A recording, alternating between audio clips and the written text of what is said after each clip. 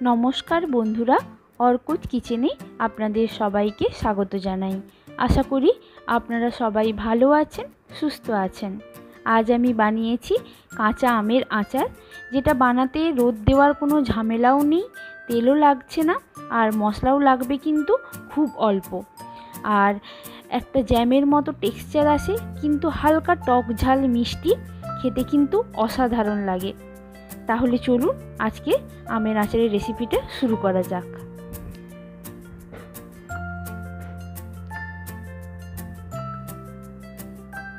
এখানে আমি 1 কেজি কাঁচা আম নিয়েছি। এই রিসেন্ট ঝড় হয়ে যাবার পর বাজারে কাঁচা আম কিন্তু প্রচুর উঠেছে, আর দামটাও কিন্তু বেশ সস্তা।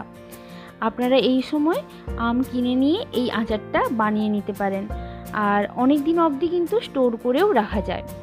এখানে আমের ছালটা আমি খুব ডিপ করে ছাড়িয়ে নিচ্ছি, না হলে কি হয়, আমটা সেদ্ধ হওয়ার পর একটা হালকা শক্ত ভাব মুখে পড়ে, যেটা একদমই এই আচারের জন্য ভালো লাগবে না। তাই খুব ডিপ করে ছালটা ছাড়াতে হবে। এভাবে এক এক করে আমি প্রত্যেকটা আম ছাড়িয়ে নেব।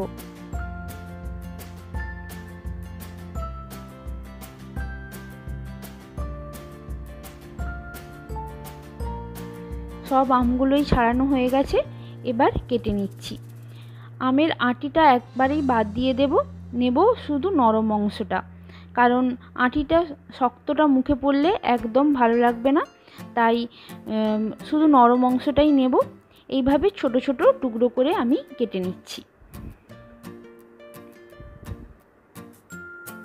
আর আপনারা আমটা আচার করার আগে একবার টেস্ট করে নেবেন কাঁচা অবস্থায় কতটা টক। যদি খুব বেশি টক হয় তখন হালকা চুন জলে 2 ঘন্টার মতো ভিজিয়ে রাখতে হবে, যাতে টকটা চলে যায়। এখানে আমি যে আমটা নিয়েছি কাঁচা মিঠা আম ছিল, তাই টকের পরিমাণ একদমই কম, তাই আর চুন জলে ভেজাচ্ছি না। এখানে আমটা ভালো করে কচলে কচলে ধুয়ে নিচ্ছি। এবার একটা ভাজা মশলা তৈরি করে নেব। তার জন্য নিচ্ছি 1 টেবিল চামচ গোটা মৌরি। খুব বেশি ভাজবো না, যাতে গুঁড়ো করতে সুবিধে হয়, এরকম করে হালকা গরম করে নেব। আর এখানে 3টে শুকনো লঙ্কা ভেজে নিচ্ছি, সেটাও গুঁড়ো করে নেব। এইবার গ্যাসে কড়াই বসিয়ে কিছুটা জল দিলাম, দিয়ে ধুয়ে রাখা আমগুলো দিয়ে দিচ্ছি। এবার দেব নুন আর একটু হলুদ। এখানে আমে যেটুকু টক ভাবটা আছে সেটা যাতে চলে যায়, তাই আমটা হালকা ভাপিয়ে নেব। নুন হলুদ মিশিয়ে নিলাম।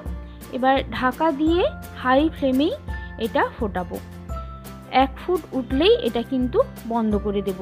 খুব বেশি ফোটালে আমটা গলে যেতে পারে, তাই বেশি ফোটানো যাবে না। দেখুন এখানে ফুট উঠে গেছে। এবার চেক করে নেব আম সেদ্ধ হয়েছে কিনা।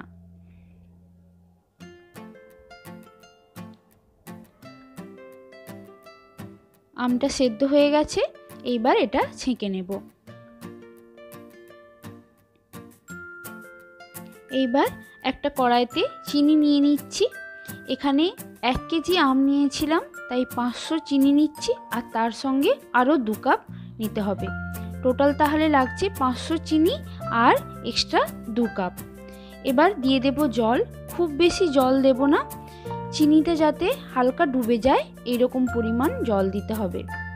এবার গ্যাসের ফ্লেম অন করে ফ্লেম হাইতে রেখেই চিনিটা পাক করে নিতে হবে।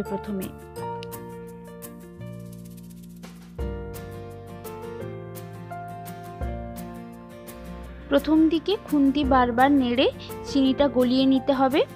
কিছুক্ষণ পর খুন্তির গা থেকে অল্প একটু হাতে নিয়ে এরকম হাতে নিয়ে দেখতে হবে, যাতে একটা তার এলে বুঝতে হবে যে চিনিটা পাক হয়ে গেছে।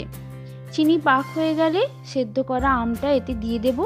গ্যাসের ফ্লেম কিন্তু বরাবরই হাইতেই রাখতে হবে। আম দিয়ে দেওয়ার পর আম থেকে জল ছাড়বে আর এরকম ফেনা হয়ে উঠে আসবে।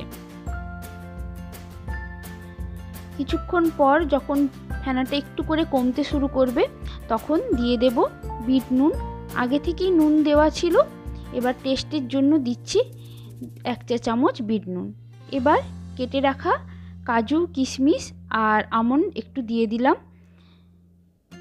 আরও কিছুক্ষণ নাড়াচাড়া করে দিয়ে দিচ্ছি একটা গোটা পাতিলেবুর রস। এই পাতিলেবুর রস দিলে চিনিটা দানা ভাব হবে না। সেটা মিশিয়ে নেওয়ার আরও কিছুক্ষণ পর দেখা যাবে যে চিনিটা পাক হয়ে গেছে। দেখুন হাতে নিলে এরকম আবার তারের মতো আসবে। এখানে আচার তৈরি হয়ে গেছে। আমটা কিন্তু খুব বেশি গলে যায়নি, হালকা দানা ভাবও আছে। এবার আমি যে ভেজে রাখা মশলাটা, মৌরি আর লঙ্কা গুঁড়োটা দিয়ে দিচ্ছি, দিয়ে ভালো করে মিশিয়ে নেব। দেখুন চিনিটা পাক হয়ে যাবার পর কালার কিন্তু একদম চেঞ্জ হয়ে গেছে আর ফেনাটাও কিন্তু একদম নেই।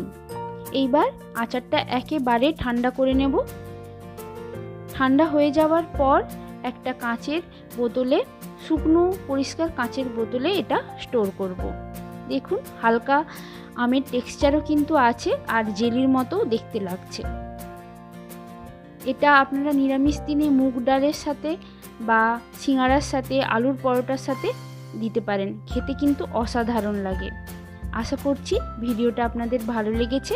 ভালো লাগলে অবশ্যই একটা লাইক, শেয়ার আর সাবস্ক্রাইব করে দেবেন। ভিডিওটা পুরো দেখার জন্য ধন্যবাদ।